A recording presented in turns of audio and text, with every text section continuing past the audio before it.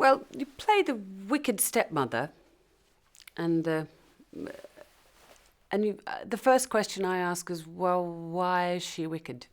I mean, no one is purely evil. Everyone's got a motivation, and because it's a story about a girl who is essentially beautiful and kind and good, and has to find the courage within her to sort of overcome her circumstances. The stepmother sits in relief of that, and that she is the sort of the perversion of what happens to someone when the good is perverted. It often turns wicked. So I was interested in exploring what makes someone ugly or wicked. And even though a lot of the initial getting to know you with Lady Tremaine, who I play, and the stepdaughters is done sort of through montage and voiceover, through those little tiny vignettes, you hopefully begin to get a glimpse of the fact that this is a woman who's tried to start her life again and becomes intensely jealous of the deep affection that her new husband has for his daughter, who is Cinderella. And once he dies, and the financial pressures and the panic and that jealousy grow, and that is what makes her wicked, is that she's not young and not as beautiful and not as kind and not as good as Cinderella, and that in a way Cinderella becomes her nemesis, and to horrible ends. It's fantastic. It's really it was so much fun to be had. And also because you're collaborating with people like Ken and like Dante Peretti and Sandy Powell and Moag Ross and Kay Giorgio, who did hair and makeup. So you're all collaborating on creating these extraordinary visuals.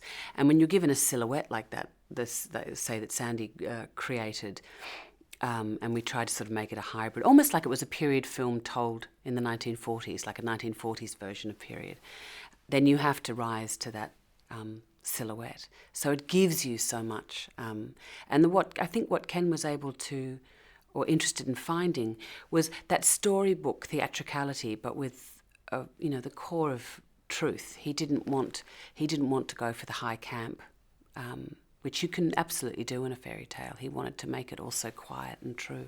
So it was a balancing act trying to find those two things, but also inhabit the silhouette. It was great fun. When the prince and Cinderella began to dance, when Richard and Lily took the floor, it was really hard because obviously my character has to be suspicious and judgmental and profoundly jealous. It made me just want to weep, because here were these two young people who had worked so hard and so long on this dance. And I know what it's like to dance in a corset, and Lily was she literally was carrying around a whole merry-go-round with her, but they were so graceful and so true, and they kept the focus on one another. It was, I don't think there was a dry eye in the room. It was really, really moving. It's like when you go and see Billy Elliot on stage. Those boys can absolutely do what the character says they can do. And so you are transported by the actor's ability.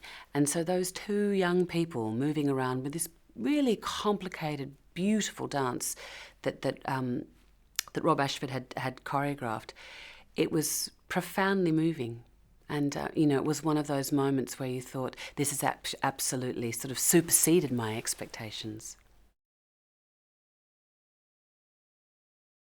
Ken has great comic timing, and he's incredibly great with directorial details, like coming in and finessing something. And he's also very open, being an actor himself and such a great actor.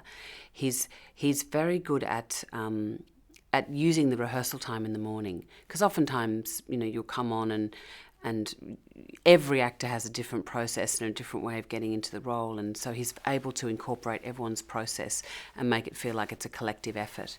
And it's a behemoth, the legacy of this being a Disney classic in cartoon form and a classic in a fairy tale sense. There's such an expectation, and he was able to find this way where the tone of the film is as it once sweet and delightful, but also sinister. And he was able to harness the domestic moments between people and characters, and also the really grand moments. I think he's got an inherent and wonderful sense of rhythm as a director.